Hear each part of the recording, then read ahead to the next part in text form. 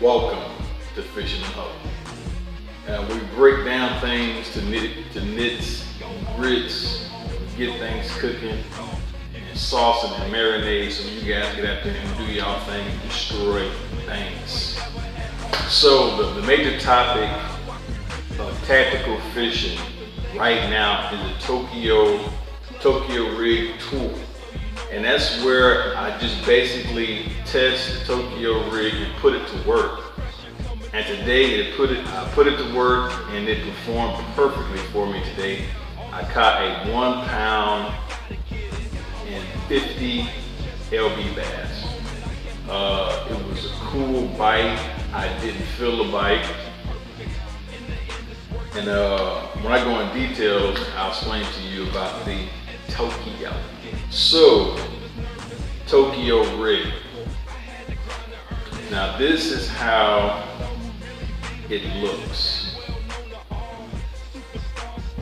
You have your little swiver going on here to hold down all that stuff down here. With the weights are in the back with a wide gap hook, preferably a 1/0 up to a 2/0, and you can use, little bugs like this, crawls, even worms. I threw a worm today on this, and this is your Tokyo rig. It's really cool. You get lots of distance. You get lots of distance, either working in grass, rocks, all types of cover. And it's especially good for me because if I go to my backyard, it's a place I call my backyard, it's a lot of weeds and grass, and I can just yank this thing out, drop it, bomb it down, yank it out, and no problem. It's totally weedless. So how I made my Tokyo rig is I tied my little knot on top. And also I have the swivel thing going. But how I did the weight was, you can pick these up at Walmart. They're like $3 in the knitting and sewing section at the bottom. And basically I cut enough, as you can tell, enough to where I can work with that. And also I use my plier, this little gizmo gadget here, and just basically twist it enough to where I could plug that into my swivel. And I just basically curled the back of that, see that? And the way I figured it out, you put your weights on the back, and then you put your Texas rig and your bait on the front of this, and you get your Tokyo rig. Voila. And my experience with this is like, okay, when this fish hit it, because of the way the setup is, when it's at the bottom, and when you first drop it or you move this Tokyo rig, you move it, it's sitting like this at the bottom. So that bait is coming down this way, and that fish grabs a hold of it. I didn't feel the bite at all. Usually, and I threw a crawl. It wasn't like some little creature, little mutated thing, but it's a beetle. That's what it is, a mutated beetle. So it looks like it's green, either black.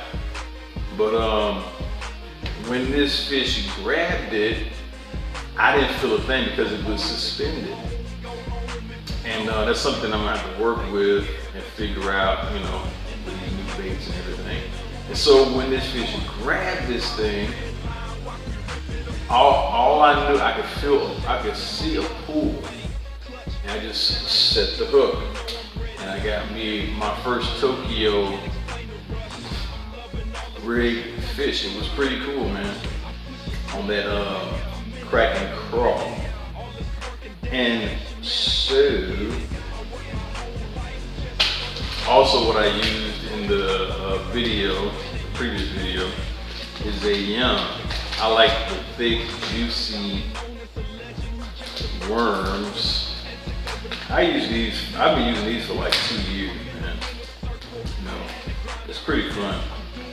And it's pretty weird. I use some of the wackiest colors, man. I mean, it looked like 4th of July, this one little, but it's juicy, man. It's like really big, a lot of motion, thick. You know, fish are like yum yum. And also, unfortunately, I don't have my Colorado blade anymore because I lost it. You know, that tends to happen a lot, you know, when I go fishing. But on the back of that Colorado blade, I couldn't use the Walmart fluke I like so much because it got me a lot of results. But I used the KVD. I mean, it looks so realistic. I mean, the realism in the KVD is amazing. That's why I like it. Plus it smells like coffee. I love coffee. But I mean, it's so realistic. I mean, it looks like a little tiny bait fish. The shape, the color, and I like it because it's transparent. If you look at fish in the water, they look like this. They look transparent. You know, they look almost invisible. That's because they're predatorial tactics. So with the Colorado blade, it's real simple, man. I mean, you put on a trailer, or you don't have to put on a trailer. Now, the place I was fishing at, it was very mucky and dark. Those are the kind of places that the Colorado blade goes really well at, because the fish can't see. All they hear is vibration, so they got to switch their way around. It's a reaction bite, and so they hit that thinking it's a fish that's shiny and going right by them. And also, you should throw it in clear water. It's good for covering long distances. If you want to get, you know, short stuff out of the way. It's good to fish. You put any type of fish trailer on the back of it, different colors, and different scenarios. Now, if you see the fatter Colorado blade, that's for more vibration, more action. And that's it for Fishing in Huddle today. Thank you for joining me, where I can go more in detail and more in depth and talk about the lures, baits, rods, and different things I'm using. And I'm going to enjoy throwing this Tokyo rig and getting some bass. So, like I always say, keep it popping. Freaks, I got my first Tokyo Tour bass. It's a largie. First Tokyo rig. It's about a 1 and something. So we're gonna keep it popping. Woo!